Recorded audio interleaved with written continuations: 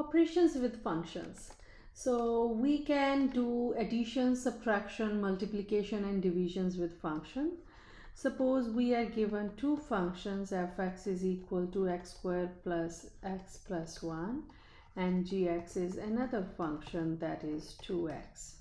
So we can add two functions. So fx plus gx, so we will add their values, x squared plus x plus 1, this is fx, and gx is 2x. Open the brackets and simplify this expression. So combine like terms, so make it simple and smaller as much as possible. So you see that these two are like terms.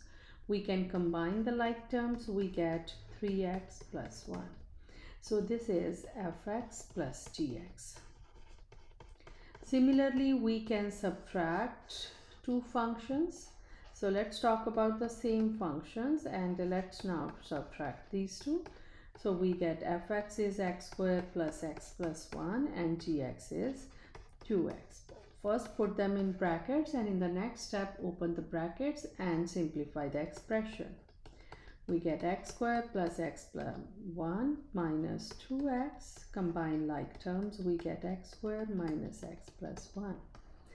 So fx minus gx is this.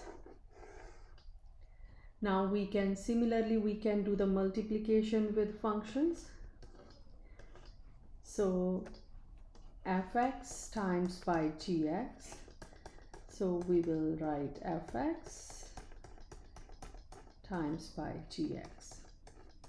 So we will do the distribution. So we will distribute 2x inside the bracket and we get 2x cubed plus 2x squared plus 2x. So all are unlike terms, so we will stop here and say this is f times g function. And the next one is the quotient of two function, fx over gx, the division of fx and gx. So fx is x squared plus x plus 1 and gx is 2x. Here we have a condition. So for only the division of two function, the condition is gx cannot be 0. The denominator function cannot be 0 because if the denominator is 0, that is undefined. We can never have anything 0 in the denominator. So in other words, gx is 2x. 2x cannot be 0, or you can say that x cannot be 0. So this is the condition. For the division, we write down fx over gx with the condition that gx cannot be 0. So this is how we can do all four operations, plus, minus, multiplication and division with two functions.